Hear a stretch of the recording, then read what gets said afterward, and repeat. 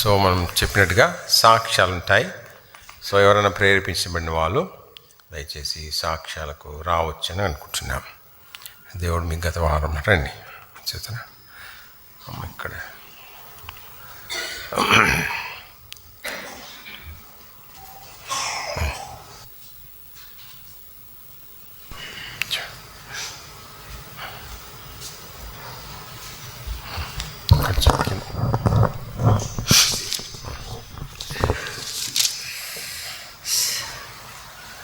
అందరికీ ప్రభు నాలో వందనాలు చెల్లిస్తున్నా అండి.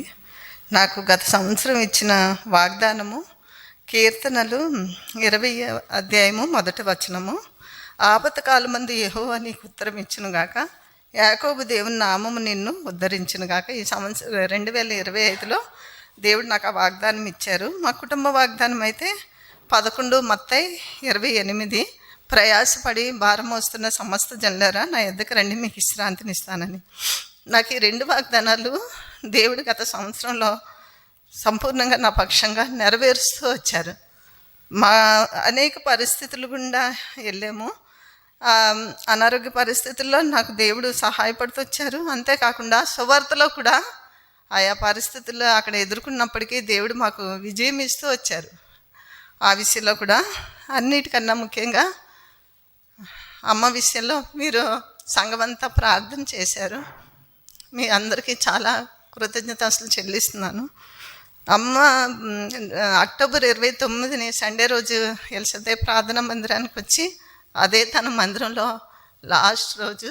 అక్కడి నుండి తను మా ఊరు అక్కడ అమ్మ వాళ్ళ ఊరు అన్నవరం వెళ్ళి మార్నింగ్ ఈస్ట్కి వెళ్ళారు. సాయంత్రం అక్కడే పడిపోయి ఇంకా ఇరిగిపోతే మా తమ్ముడు వాళ్ళు ఇక్కడికి తీసుకొచ్చాక తను చాలా 2 నెలలు కూడా హాస్పిటల్ తిప్పించి, నేను అంటే చాలా సాక్ష్యం ఉంది కానీ తొందరగా టైంని బట్టి తొందరగా చెప్తామని అనుకుంటున్నాను. అలాగా 2 నెలలు అయిపోయాక ఒక మంగళవారం నాడు 25వ తారీఖుని రాధిక నాకు ఫోన్ చేసింది. పిన్ని, అత్తయ్య అసలు లెగట్లేదు, ఏమి తినట్లేదు, ఒకసారి రమ్మంటే నేను సాయంత్రం ఆ రోజు బైబిల్ స్టడీ అని మార్నింగ్ నేను బయలుదేరి 11 గంటలకి వాళ్ళ ఇంటికి వచ్చాను. అప్పుడు అమ్మ మాట్లాడుతున్నారు కానీ చాలా నీరసంగా ఉన్నారు. వెంటనే చూసి నేనేమన్నానంటే అయితే అన్నవరం తీసుకెళ్ళిపోదామంటే సాల్మన్ రాజు అన్న వచ్చారు. ఎక్కడ హయత్ నగర్లో ఉన్నారు అన్న. పాపం భోజనం కూడా చేయలేదు. అంత దూరం నుంచి ఎప్పుడైతే మేము ఇలాగ చెప్పగానే వచ్చారు. బ్రదర్స్ కొంతమంది వచ్చారు. వెంటనే అంబులెన్స్ బుక్ చేసుకుని నేను, రాధిక, వినయ్ ముగ్గురం కూడా తీసుకొని వెళ్ళిపోయాము. అమ్మని తీసుకొని వెళ్ళిపోయాక సగం దూరం వెళ్ళాక ఒక సిస్టర్ నాకు ఫోన్ చేసి, సిస్టర్ మీరు ఏంటి మీ ఊర్లో ఎవరో దేవుడిని నమ్ముకోలేదు, మరి అక్కడ ఆవిడకి ఏదైనా అయితే ఎలా చేస్తారు, మీరొక్కరే కదా ఎలా చేస్తారంటే అప్పటి వరకు నాకు ఆలోచన నాకు రాలేదు. అవును కదా, అమ్మ చనిపోతే అక్కడ ఎవరు చేస్తారు, అక్కడ నాకు ఎవరు తెలీదు, సంఘం తెలీదు, నేను తీసుకెళ్ళి ఏం చేయలేను. అప్పటిదాకా నాకు ఆలోచన రాలేదు. తర్వాత మా రాజేష్ కూడా, శ్రావ్యల ఆయన కూడా, ఆంటీ ఎలిసదేలో ఏమైనా నానమ్మ గారికి అన్నీ బాగా జరుగుతాయి కదా, మీరు ఎందుకు అలా తీసుకెళ్ళిపోతున్నారు అన్నారు. అంటే అన్నవరం తీసుకెళ్ళాను. మంగళవారం రాత్రి 11 గంటలకి అయింది. అయ్యాక ఇంకా అందరూ చుట్టాలు ఉన్నారు కదా, అందరూ ఉన్నారనే వాళ్ళందరూ కూడా చూస్తారు. తన ఇల్లుంది, తన సొంతూరు అనే ఉద్దేశంతో తీసుకెళ్ళాను. కానీ అక్కడ తీసుకెళ్ళేటప్పటికి నాకు ఏ నిరీక్షణ లేదు, ఎలా చెయ్యాలో కూడా, చనిపోతే భూస్థాపన లేదు. అప్పుడు నేను ప్రార్థన చేశాను, ప్రభువా నాకు ఇక్కడ ఏ సహాయం లేదు, నువ్వు ఆపదకాలంలో నాకు ఉత్తరం ఇస్తానన్నావు, యాకోబు దేవుడు నన్ను ఉద్ధరిస్తానన్నావు, నా దేవుడు ఎంత గొప్పవాడో ఈ ప్రజలు ఎరగాలి, ఈ అన్ని జనాంగాల్లో నీ నామం మైపు రావడానికి నా పక్షంగా నువ్వు ఉండి నాకు సహాయం చేయని నేను వెంటనే ప్రార్థన చేసుకున్నాను. ప్రార్థన చేసుకుని అక్కడ అమ్మ రక్షించబడి ఎన్నో సంవత్సరాలు కాలేదండి, మహా అయితే ఒక 2 సంవత్సరాలే. ఆ 2 సంవత్సరాల్లో కూడా దేవుడికి ఎంత నమ్మకంగా జీవిస్తూ వచ్చిందంటే, తన విశ్వాసం ఆ పడక మీద ఉన్నా కూడా నేను దేవుడి చేతిలో ఉన్నానమ్మా, ఆయన గొప్ప దేవుడు, నాకు ఏదైనా పర్వాలేదు, ఒకవేళ నేను చనిపోతే నేను దేవుడి దగ్గరికి వెళ్తానన్న విశ్వాసం తనకి చాలా ఉండేది. ఆ విషయంలో నేను అక్కడ అన్న ఇక్కడ రక్షించబడినప్పుడు అన్న వచ్చి ప్రార్థన చేసి తను ఆ రోజు ఎంతో సంతోషించింది, తన పాపాలు ఒప్పుకుంది. అక్కడికి వెళ్ళాక అక్కడ స్థానిక సంఘం ఎబ్రోన్ సంబంధించి సంఘం ఉంది. ఆ పాస్టర్ గారికి బాప్తీసం ఇచ్చేదాకా ఊరుకోలేదంట. అమ్మ మా సంఘానికి ఎవరు వచ్చినా 3 నెలల వరకు వస్తేనే మేము బాప్తీసం ఇస్తాం, లేదు ఇవ్వమంటే లేదండి నేను బాప్తీసం తీసుకున్నా, నేను ఎక్కడికి వెళ్ళను, మీ సంఘానికే వస్తాను, నాకు బాప్తీసం కావాలని. నాకు ఎలా తెలిసిందంటే మన సంఘంలో బాప్తీసాలు ఇస్తే నేను ఇక్కడ బాప్తీసం ఇప్పించాలి అమ్మకని నేను అనుకుని ఫోన్ చేశాను. అమ్మ నువ్వు ఇలాగ మన దగ్గర బాప్తీసాలు ఇస్తున్నారు, నువ్వు వస్తావా, నువ్వు ఇక్కడ బాప్తీసం తీసుకుంది అని అంటే అప్పటికే తను తీసుకొని 15 రోజులు అయిపోయింది. బాప్తీసం తీసుకొని, లేదమ్మా నేను తీసుకున్నాను బాప్తీసం అంటే నాకే ఆశ్చర్యం వేసింది. తను అంత దేవుడికి దగ్గరగా జీవిస్తూ వచ్చింది. ఆ మరణ పడక మీద ఉన్నా కూడా తను భయపడలేదు. తర్వాత నాకు ఏంటి పరిస్థితి వచ్చిందని ఎప్పుడు కూడా అనలేదు. నేను చనిపోతే నేను దేవుడి దగ్గరికి వెళ్తానన్న విశ్వాసమే. ఏ రోజు కూడా నాకు ఈ బాధ వచ్చింది ఏంటి, దేవుడు నాకు ఇలా చేశాడేంటి అని ఎప్పుడు కూడా తను అనలేదు. అయ్యాక నేను స్థానిక సంఘాన్ని నేను అడిగాను, ఇక్కడ నాకు ఏది తెలియదండి, నేను ఇక్కడ మా అమ్మని తీసుకొచ్చాను కానీ ఇక్కడ ఏం చేయాలో, ఇక్కడ పద్ధతులు ఏంటో, ఇక్కడ ఏంటో నాకు ఏం తెలియదు, వీళ్ళు చూస్తే అంతా అన్యులు, నేను ఒక్కరిదాన్ని ఇక్కడ నేను ఏం చేయాలంటే ఆయన ఆ సమయానికి ఆయన లేరు. ఆయన ఇక్కడ హైదరాబాద్లో ఉన్నారు, అక్కడ సేవకులు. ఆయన కూడా ఏం చెప్పలేదు. తర్వాత ఆ పాస్టర్ గారిని అడిగి, మా ఇంట్లో మా అమ్మ బాగాలేదు కదండి, తీసుకొచ్చాం, మీరు వచ్చి ప్రార్థన పెట్టమంటే ఆవిడేమందంటే మీ చుట్టూ మీ వాళ్ళేనమ్మా, ఒకవేళ రేపు వచ్చి మేము ఏదైనా కుడికి పెట్టి ప్రార్థన చేసి వెళ్ళాక మీ అమ్మగారు చనిపోతే వీళ్ళు వచ్చి ప్రార్థన చేశారు, మీ అమ్మగారు చనిపోయారని అంటారేమో, ఆ నింద దేవుడికి అవమానం వస్తుంది, మాకు కూడా నింద వస్తుంది అని ఆవిడ అన్నారు. కాదండి నేను ఉంటాను, నేను నిలబడతాను, పర్వాలేదు మీరు పెట్టండి అంటే ఆవిడ వచ్చి ఒక 10 మంది వచ్చి ప్రేయర్ చేశారు. ప్రేయర్ చేశాక అమ్మ ఈ మంగళవారం మేము తీసుకెళ్ళాము, నెక్స్ట్ మంగళవారము పొద్దున్న ఆ సేవకులు ఇక్కడి నుంచి హైదరాబాద్ నుంచి అన్నవరం వచ్చారు, సాయంత్రం ఇంటికి వచ్చి అమ్మని చూసి ఆయన ఏమన్నారంటే, అమ్మ నువ్వు దేవుడి దగ్గరికి వెళ్ళిపోతావా, నిశ్చయిత ఉందా, నువ్వు దేవదూతలు దేవుడిన్న స్థలానికి వెళ్తున్నావని నువ్వు అనుకుంటున్నావా అని సిద్ధపడ్డావా అని ఆయన ప్రార్థన చేశారు. అమ్మ తలూపి అవునండి నేను వెళ్తాను అని చెప్పింది. అని ఆయన మధ్యాహ్నం సాయంత్రం 5 గంటలకు వచ్చి ప్రార్థన చేశారు. 8 గంటలకి అమ్మ చనిపోయాక ఇంక వెంటనే ఆయనకు ఫోన్ చేస్తే వచ్చారు. అక్కడ బ్రదర్స్ 2 వచ్చి చెప్పారు. ఆయన ఏమన్నారంటే, అమ్మ మీ వాళ్ళంతా అన్యులు, నేను ఇక్కడ మీకు ఎలా చేయాలో నాకు తెలియట్లేదు, వాళ్ళు ఏమైనా నన్ను అంటారేమో, ఎందుకంటే ఆ స్థలం చర్చి కట్టే స్థలము అన్నయ్య వాళ్ళు అమ్మారు, వాళ్ళంతా కొంచెము పెద్ద మనుషులా ఉంటారు, నాకు కొంచెం భయం అమ్మ అంటే నేను అన్నాను, అన్నిటికీ నా దేవుడు నాకు ఉన్నాడండి, నేను దేవుడు పక్షంగా నిలబడ్డాను కాబట్టి ఆయన నాకు సహాయం చేస్తాడు, మీరు భయపడద్దు, ఏమేం చెయ్యాలో మీరు చెప్తే నేను అన్నీ చేస్తాను. అప్పటి వరకు మా చుట్టాల బంధువుల్లో అమ్మ దేవుడు నమ్ముకుందని సగం మందికి తెలియదు, కొంతమందికే తెలుసు. అయితే వెంటనే వాళ్ళు ఆయన చనిపోయిన వెంటనే ఇంకా రాత్రి బాక్స్లో పెట్టడము, పొద్దున్న భూస్థాపనలో సువార్త ఎంతగా ప్రకటించబడ్డదంటే నిజంగా మైకి పెట్టి ఎప్పుడు కూడా ఆయన అంటున్నారు, ఆయనే ఆశ్చర్యపోయారు సేవకుడు, మేము ఎప్పుడు కూడా ఇక్కడ ఎంతగా సువార్త ప్రకటించబడలేదమ్మా, మీ అమ్మగారి ద్వారా మరణం ద్వారా ఈ ప్రజలందరికీ సువార్త ప్రకటించబడ్డది, మైకి పెట్టి పెద్దగా సువార్త 3 సేవకులు వచ్చి 3 సేవకులు కూడా సువార్తే ప్రకటించారు. వాక్యం చెప్పినప్పుడు నాకు చాలా ఆశ్చర్యం వేసింది. అమ్మ మరణం ద్వారా ఆయనకి ఎంత మహిమ వచ్చిందంటే ఆ రోజు మళ్ళీ 5 రోజులు కొడుకు పెట్టాం. ఆ రోజు కూడా సువార్త బాగా మా చుట్టాలు బంధువులు ఆ ఈదంతా మెయిన్ రోడ్డుకి మాకు ఇల్లు దగ్గరగా ఉంటుంది, ఆ రోడ్డు మీద వెళ్తున్న జనాలు కూడా ఆగి ఏం జరుగుతుందని అంత మైకి పెద్ద సౌండ్ పెట్టి సువార్త ప్రకటించబడ్డది. మళ్ళీ రథంలో తీసుకెళ్ళి అక్కడ భూస్థాపన తీసుకెళ్ళేటప్పుడు కూడా ఈదమ్మట ఆ రోడ్డు అమ్మట పాటలు పాడుతూ సువార్త నేను దేవుడు నన్ను అడిగిన దానికన్నా నా దేవుడు నాకు ఎక్కువగా చేశాడు. ఆయన మహిమ కొరకు అమ్మ భూస్థాపన అంతట్లో ఆయన మహిమపరచబడే విధంగా ఆ కార్యం అంతా జరిగిస్తూ వచ్చాడు. దాన్ని బట్టి నాకు ఎంత ధైర్యం అంటే ఒకరోజు అమ్మని చూస్తానని, మా అమ్మ చనిపోయిందని నాకు బాధ ఉన్నా బయటికి మాత్రము నేను ధైర్యంగా జీవిస్తున్నాను. ఎందుకంటే మా అమ్మ రక్షించబడకపోతే నేను నా జీవితకాలం అంతా ఏడ్చేదాన్ని, ఆమె రక్షించబడకుండా చనిపోయిందని. కానీ రక్షించబడి ప్రభు దగ్గరికి వెళ్ళింది, నాకు ఎంతో సంతోషం అనిపించింది. కానీ ఆ భూస్థాపన నిజంగా దేవుడు నేను అడిగిన దానికన్నా, అందుకే ఆపద కాలంలో దేవుడు నాకు ఉత్తరం ఇచ్చాడు, యాకోబు దేవుడు నామం నన్ను ఉద్ధరించాడు. అలాగా అమ్మ భూస్థాపన ఆ మరణం ద్వారా ఆ ఊర్లో మా చుట్టాల మధ్యన, బంధువుల మధ్యన అంత సువార్త ప్రకటించబడ్డదంటే నా జీవితంలో నేను ఊహించలేదు. అది నా అసాధ్యమైన కార్యం. కానీ నా దేవుడు ఎంత గొప్పవాడో. ఆ పరిస్థితుల్లోనే కాదు, ఎంత కష్ట పరిస్థితుల్లో దానియేలుకి తోడున్న దేవుడు, శద్రకు మేషకు అబేద్నెగోకు తోడున్న తండ్రి, నా కష్ట పరిస్థితుల్లో, నాకు అసాధ్యమైన నా జీవితంలో నా పక్షంగా నిలబడి తను నా విజయం ఇస్తూ వచ్చాడు.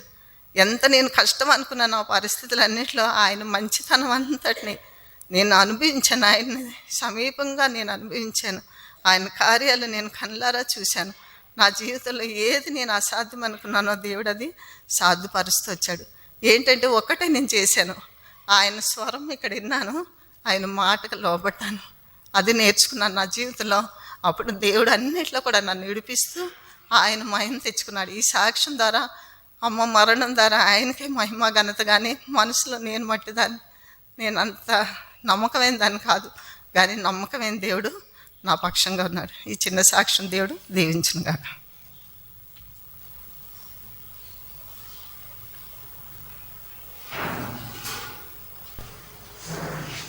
చూసారా, దేవుని కృపను బట్టి దేవుడు చేసిన అద్భుతాలు, ముఖ్యంగా వాగ్దానాలు ఎంత బలమైనయో, ఎంత నిజమైనయో.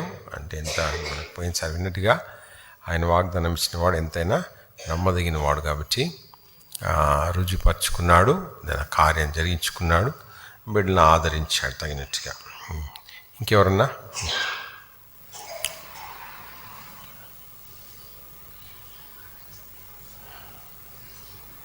చెప్తారా? రండి రండి, క్లుప్తంగా ఉన్నాయి.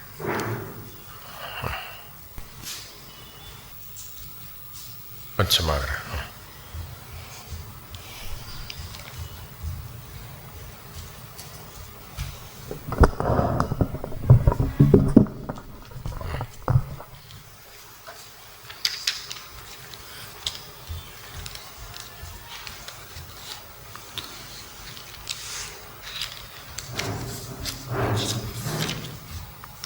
దేవుని నామమునకు స్తోత్రములు. మీకు అందరికీ కూడా దేవుని నామంలో వందనాలు చెల్లించుకుంటున్నాను. నా కుటుంబ వాగ్దానం వచ్చేసి ఆదికాండం 17వ అధ్యాయం 6వ వచనము. నీకు అత్యధికముగా సంతానవృద్ధి కలుగజేసి నీలో నుండి జనములు వచ్చినట్లు నియమించుదును, రాజులను నీలో నుండి వచ్చెదరు. ఇది నా యొక్క వ్యక్తిగత వాగ్దానము. కుటుంబ వాగ్దానం వచ్చేసి కీర్తనలు 28:8వ వచనం. యెహోవా తన జనులకు ఆశ్రయము, తన అభిషిక్తునికి రక్షణ దుర్గము. నేను ఈసారి టెస్ట్ మనీ చెప్పొద్దులే అనుకున్నా, కానీ నాకు ఎందుకో ప్రేయర్ చేసుకుంటుంటే ఒక మాట దేవుడు గుర్తు చేస్తూ వచ్చారు. 10 మంది శుద్ధులైరి కదా, మరి నువ్వు ఒక్కడే వచ్చావేంటి అని. అంటే ఆయన చేసిన కార్యాలు మనం కంపల్సరీ జనముల మధ్యలో కృతజ్ఞతాస్తుతులు చెల్లిస్తూ కూడా మనం చెప్పాలి. అలా చెప్పకపోతే ఆయన నామానికి మహిమ కలగదు. కాబట్టి ఆయన మహిమ కొరకే నేను చెప్తున్నాను. నాకు ఇచ్చిన ఈ యొక్క వ్యక్తిగత వాగ్దానము, నేను ఎప్పటికప్పుడు అనుకుంటా నేను వెళ్ళను అంటే వెళ్తానమాట, సువార్తకి వెళ్ళినా దేనికి వెళ్ళినా. అయితే ఈయన విని విసుగొచ్చేసి నువ్వు నాకు చెప్పకు, వెళ్ళేది ఉంటే వెళ్ళిపో అనడం ఇంక మొదలుపెట్టారు. అలా ప్రతి సంవత్సరం కూడా ఈ అబ్రహాం గారి వాగ్దానమే నాకు ఇంచుమించుగా 2018 ఏప్రిల్ నుంచి నేను గాస్పల్కి వెళ్తున్నాను. అబ్రహాం గారిదే వస్తుంది ఇంచుమించు. అయితే నేను మానడానికి లేదు, ఈయన వాగ్దానమే వస్తుంది అని వెళ్తూనే ఉన్నా. దేవుడు నిజంగానే ఆశ్చర్యకరమైన రీతిలో నడిపించారు. ఈ ఇయర్ 8 ప్లేసెస్కి వెళ్ళాము. నాకు ఎలా అంటే సువార్త చెప్తాము, వాళ్ళది నేమ్స్ తీసుకుంటాను, లిస్ట్ చేసుకుంటాను, అది చూసుకొని అందరం చేస్తాం కదా. ఇంతమందికి చెప్పామా, ఇంతమంది తీర్మానం తీసుకున్నారా, నిజంగా అదొక తృప్తి నాకు. అది నాకు దేవుడు ఇచ్చిన ప్రేరణను బట్టి నేను అది చేస్తూ ఉంటాను. అయితే ఈ ఇయర్ ఒక డెసిజన్ తీసుకున్నాను అనమాట. ఇది లిస్ట్ ఇచ్చేస్తున్నాము, కానీ నేను ఈసారి ఇలా కాదు, నేను తెచ్చుకొని వీక్లీ వన్స్ నేను వీళ్ళ గురించి ప్రేయర్ చేయాలి, వాళ్ళకి ఇచ్చేయడమే కాదు ఫాలో అప్ చేయమని అని నేను ఒక డెసిజన్ తీసుకున్నా. అయితే లాస్ట్లో సిద్ధవరం వెళ్ళామన్నమాట. ఏదో నేను చెయ్యగలిగినంత చాలా బాగా జరిగింది. తర్వాత నేను ఎందుకో నాకు ఒక అసంతృప్తి అయిపోయింది, నేను చేయలేకపోయాను. చాలా బాధేసింది, నేను ఇంకా చెయ్యాలి కానీ నేను చెయ్యలేకపోయాను ప్రభువా అని చాలా బాధపడ్డాను. ఎందుకంటే పనులన్నీ వదిలేసి పిల్లల్ని వదిలేసి ఇల్లు వదిలేసి మేము వెళ్తాము, హెల్త్ కూడా లెక్క చేయకుండా. కానీ అది సంతృప్తిగా అవ్వకపోతే నాకు చాలా బాధ, మళ్ళీ ఆ ఛాన్స్ రాదు అని. కానీ దేవుణ్ణి చాలా క్షమించమని కూడా అడిగాను. నేనేం చేయలేను, నా చేతిలో ఏం లేదు. అనుకున్నది ఒకటి జరగలేదు అని బాధ. శత్రువు ఎలాగూ మనలోనే ఉంటాడు కదా, ఎటు నుంచి వస్తాడో తెలియదు. సువార్త అంటే శత్రువుకి మంట. శత్రువే మనకి ప్రధాన శత్రువు అపవాదే. మనుషులు ఎవ్వరూ శత్రువులు కాదు, అందరూ మంచి వాళ్ళే, దేవుని బిడ్డలే. మనుషుల వాళ్ళు ఏది కాదు, కానీ ఆటంకం శత్రువు నుండే వస్తుంది, అది ఎక్కడి నుండైనా కూడా. అలా సువార్త విషయంలో అలా జరిగింది. అయితే ఈ ఇయర్ అనుకున్నా, ఇంకా సువార్తకి నేను వెళ్ళలేను ప్రభువా, నాకు ఓపిక ఉండట్లేదు, శక్తి చాలట్లేదు, హెల్త్ సహకరించట్లేదు, కానీ నువ్వు నడిపిస్తున్నావు, నేను వెళ్తున్నాను. ఈ సంవత్సరం ఇంకా ప్రామిస్కి ఏం చేశానంటే 31st నైట్ నేను రాలేక 1st వచ్చాను, ఫాస్టింగ్ ఉండే వచ్చాను. మరి నువ్వు ఈ సంవత్సరం నాకు స్పష్టంగా మాట్లాడు అంటే ఫిలిపియన్స్ 4:19 వచ్చింది. దేవుడు తన ఐశ్వర్యం చొప్పున క్రీస్తు యేసు మహిమలో మీ ప్రతి అవసరము తీర్చును అని. దీంట్లో సువార్తకు సంబంధించి ఏం లేదు అని అనుకున్నాను. నేను ఇంకా అధ్యాయం అంతా చదవలేదు. తర్వాత ఎందుకు అధ్యాయం చదువుకుంటా ఉంటే ఫస్ట్లో యువోదియా సుంటుకేను ఏక మనసు కలిగి మీరు సువార్తలో ఉండాలని నేను బతిమాలుచున్నాను అని మళ్ళీ అక్కడ కూడా అలాగే ఉంది అధ్యాయం అంతా. మరి దేవుడిని నడిపిస్తే నేను వెళ్ళగలుగుతాను. అది అలా పక్కన ఉంచితే ఇంకా ఫ్యామిలీ ప్రామిస్, యెహోవా నా ఆశ్రయము, నా కేడుము, నా హృదయం ఆయన యందు నమ్మిక ఉంచెను కనుక నాకు సహాయం కలిగెను అని. అయితే మాకు దేవుడు చాలా విషయాల్లో ఇంకా హోప్స్ లేవు మాకు. కొన్ని పరిస్థితులు, నాకు ఒక అలవాటు ఏంటంటే నేను ఎంత పెద్దది వచ్చినా కూడా నేను ఒకరికి చెప్పాలని నాకు అనిపించదు, అస్సలు అనిపించదు ఏది కూడా. అంటే మామూలుగా మాట్లాడతాను, చక్కగా అందరితో కలుస్తాను, కానీ నవ్వుకుంటూ ఉంటాను, కానీ పెద్ద పెద్దవి వచ్చేసినా కూడా నాకు షేర్ చేయాలని అనిపించదు. ప్రార్థనే చేసుకుంటాను. ఇంట్లోనే స్ట్రగుల్ అవుతాము మ్యాక్సిమం. అయితే జనవరిలో మేము ఎప్పుడు ఫాస్టింగ్ ప్రేయర్ పెట్టుకోలేదు అసలు. నాకు ఆ థాట్ కూడా ఎప్పుడు ఉండదే, ఏం ప్రేయర్ అన్నట్టు ఉంటుంది, మనం చేసుకుంటే చాలదా అన్నట్టు. ఎందుకో దేవుడు ఆ ప్రేయర్ని ఇచ్చారు. ఫాస్టింగ్ ప్రేయర్ అడిగాం అన్నని ఫస్ట్ టైము. అంటే వచ్చి ఆ రోజు నేను పర్సనల్గా ఎవరిని పిలవను ఫాస్టింగ్ ప్రేయర్కి, ఎందుకంటే ప్రేయర్ అనేది వాళ్ళు భారం ఉన్న వాళ్ళు రావాలి, చెయ్యాలి, వెళ్ళాలి. ఇదేమి ఫంక్షన్ కాదు కదా పిలవడానికి. వచ్చారు, మమ్మల్ని ప్రేమించి వచ్చారు చాలామంది. వచ్చి ఎంతో భారంతో పచ్చి మంచినీళ్ళు కూడా తాగకుండా ప్రేయర్ చేశారు మా ఫ్యామిలీ గురించి. వాళ్ళందరికీ నేను కృతజ్ఞురాలనై ఉంటాను. అంటే దేవుడు ఆ ప్రేరణను ఎందుకు ఇచ్చారంటే మేము చాలా పెద్ద పెద్ద అపాయాల్లో వెళ్తామని దేవుడికి తెలుసు అనుకుంటా, నాకు తెలియదు. ఇంత భయంకరంగా ఉంటాయా అని. ఎటు నుంచి వస్తాడో అపవాది తెలియదు, శత్రువు. నేను ఈరోజు ఇక్కడ నిలబడకపోదునేమో, అలాంటి పరిస్థితుల్లో మేము చిక్కుకుపోతే, అలాంటి పరిస్థితులు మాకు ఎదురైతే నా ప్రాణాలు కూడా ఉండేవి కాదేమో, మా కుటుంబం కూడా పోయేదో అలాంటి పరిస్థితులు. దేవుడు ఆ ప్రార్థన వల్ల, అందరి ప్రార్థన, దేవుని బిడ్డలు వచ్చి ప్రార్థించడం, అప్పుడప్పుడు ఆ ప్రార్థన విన్నారు. దేవుడు మా మీద జాలిపడ్డారు, దయ చూపించారు, ఆ పరిస్థితుల నుంచి తప్పించారు. మరి దేవుడు మనకు తోడై ఉండిన ఎడల శత్రువు మనల్ని ప్రాణంతోనే మింగేస్తాడు. అలాంటి పరిస్థితులు తప్పించబడ్డాము ఎంతో గొప్ప అపాయాల నుంచి. తర్వాత మా పెద్ద పాప జాబు 2 ఇయర్స్కి ఫ్రెషర్గా తను తీసుకున్నారు. తను BSc చదివి వెళ్ళింది. నేను ఎప్పుడు ఇలాంటివి చెప్తున్నానని మీరు ఏమనుకోవద్దు, దేవుడి మహిమ కొరకే చెప్తున్నాను. నేను BSc చదివి వెళ్ళిపోయింది, మీకు పంపించాము. తర్వాత ఫ్రెషర్గానే జాబు తనకు తీసుకున్నారు కంపెనీలో. 2 ఇయర్స్ తన కాంట్రాక్ట్ అయిపోయింది. అయిపోయిన తర్వాత ఇంకా జాబ్ అయిపోతుంది మమ్మీ, నేను ఇక్కడ ఉన్నానంటే మళ్ళీ నెలకి ఎంతో, మీకు తెలుసు కెనడాలో ఎక్స్పెన్సెస్ ఎలా ఉంటుందో, మరి ఏంటి అని అంటే టికెట్ బుక్ చేసేసుకో. నాకు సంతోషమే, అది ఎలా వచ్చేసినా నాకేం బాధ లేదు. ఫైనాన్షియల్గా ఏదోలా క్లియర్ చేసేసుకుందాము, మనకేం భయం లేదు, నువ్వు వచ్చేసాయి, నువ్వు రావడమే నాకు కావాలని ఏదో ఆనందం నాకు. అది జాబ్ లేదనే బాధ కన్నా అది వచ్చేస్తుంది ఇంకా అనుకొని టికెట్స్ బుక్ చేసేసుకుంది. ఇంకా జాబ్ వచ్చాక వెళ్దే కానీ వచ్చేసి అన్నాము. బుక్ చేసేసుకుంది, రావడానికి సిద్ధంగా ఉంది. జాబ్ జూన్కి అయిపోతుంది. అయిపోతుంటే ఒకరింట్లో, లతాలన్ వాళ్ళ ఇంట్లో ఫాస్టింగ్ ప్రేయర్. నేను ఎప్పుడు ఫాస్టింగ్ ప్రేయర్ అంటే కొంచెం ముందే వెళ్తాను, నాకు అది ఇష్టం అన్నమాట. చాలా ప్రేయర్ అంటే చాలా ఇష్టం. వెళ్ళి లో కూర్చున్నాను. ఇంక ఇవన్నీ పెడుతున్నాను, దేవుడి చిత్తమా కాదా అది రావడం. మరి దేవుడు తీసుకెళ్లారు, ఎన్నో ప్రామిస్లు ఇచ్చారు. ఆ పాప, నేను పెళ్ళి అయితే కానీ వెళ్ళొద్దు అని నేను ఏడ్చాను, చాలా 1 month అంతా ఏడ్చాను, వెళ్ళొద్దు నువ్వు వెళ్ళొద్దు అని. అయినా కూడా పాప, దేవుడు నన్ను వెళ్ళమంటేనే వెళ్తున్నాను మమ్మీ, దేవుడు నాకు ప్రామిస్లు ఇచ్చారు, దేవుడు నన్ను విడిచిపెట్టరు అంది. అయితే పంపించాము. కానీ మరి నువ్వు తీసుకెళ్ళావు కదా ప్రభువా, మరి జాబ్ అయిపోతుంది, వస్తుంది, నీ చిత్తం అయితే తీసుకొచ్చేయండి, మరి తర్వాత వెళ్తుంది అని అంటే, ఇంకా అలా జరుగుతూ ఉండగా ఆ ఫాస్టింగ్ ప్రేయర్లో నువ్వు మాట్లాడి రోజు అన్నాను దేవుడితోటి. అప్పుడు ఆ రోజు 121 అనుకుంటా, సాము, కొండల తట్టు నా కన్నులు ఎత్తుచున్నాను, నాకు సహాయం ఎక్కడి నుండి వచ్చును అనే దాని మీద దేవుని దాసులు మాట్లాడారు. దాంట్లో ఆయన ఒక టెస్టిమనీ చెప్పారు. ఆయన గవర్నమెంట్ జాబ్ ఇంటర్వ్యూకి వెళ్తే వాళ్ళు వేరొకరిని సెలెక్ట్ చేసి ఈయన్ని వెళ్ళిపోమని చెప్పి ఒక 60 days తర్వాత మరి ఎప్పుడో మళ్ళీ ఫోన్ చేసి నేను తీసుకుంటున్నామని చెప్పారంట. అదేంటి, జాబ్స్ అయిపోయినాయి కదా, మీరు నన్ను ఎలా తీసుకుంటారు ఈ జాబ్లో అంటే, నువ్వు నాకు నచ్చావు, మేము క్రియేట్ చేస్తున్నాము నీ కొరకు పోస్ట్ అన్నారంట. ఇంకంతే, నాకు ఒక వెలుగులాగా మాట, అంటే క్రియేట్ చేస్తారేమో దేవుడు, ఇది అయిపోతుంది జాబ్, క్రియేట్ చేస్తారు కదా, క్రియేట్ చేస్తారు. ఇంకా అదే పట్టుకున్న పోరాటం ఇంకా దేవుడితో, ప్రభా నీ చిత్తం ఆ పిల్ల రావద్దు అనుకుంటే నువ్వు క్రియేట్ చెయ్యి, రావాలి అంటే తీసుకొచ్చేసి అని అలాగే బాగా ఇంకా ప్రార్థన చేస్తూనే ఉన్నా. అప్పుడు ఒక రోజు ఇంక ఫాస్టింగ్ అయితే ఒక రోజు కాదు, 2 రోజులు కాదు, ఒకసారి 3 రోజులు ఉండిపోయేదాన్ని. దేవుడి దగ్గర ఏడ్చేదాన్ని చాలా.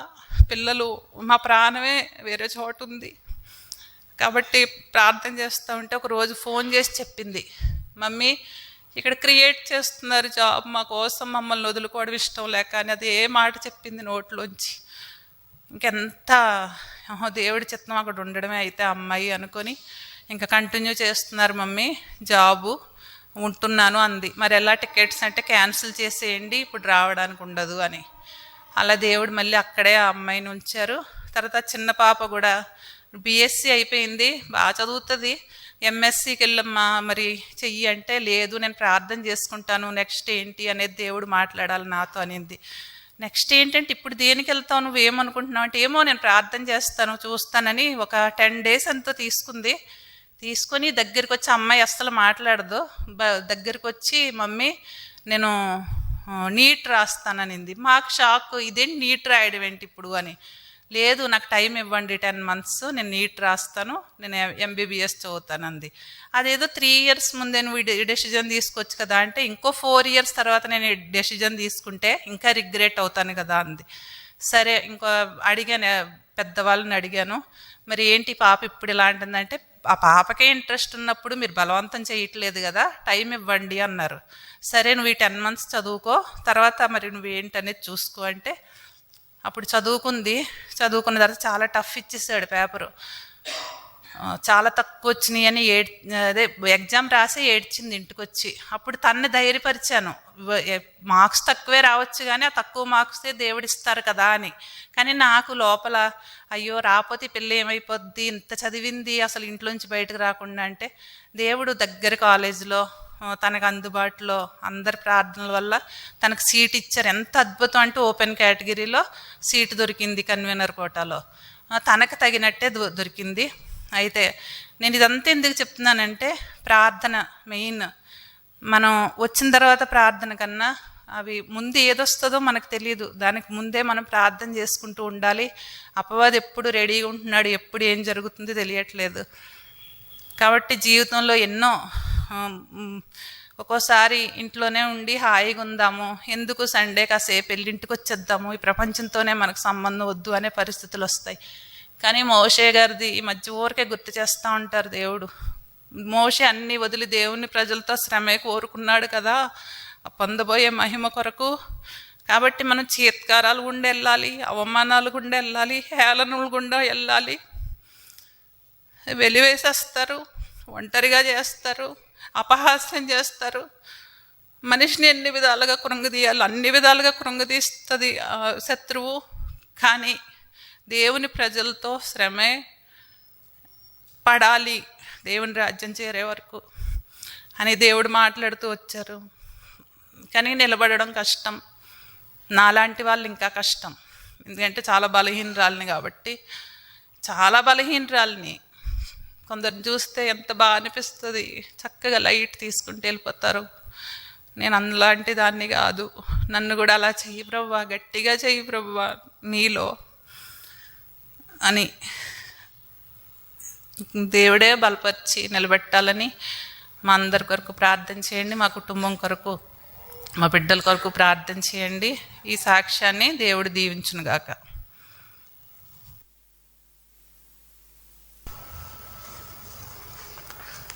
టైం అయితే అయిపోయింది. ఇంకెవరున్నారా? చెప్పాలి, ఎవరున్నారా?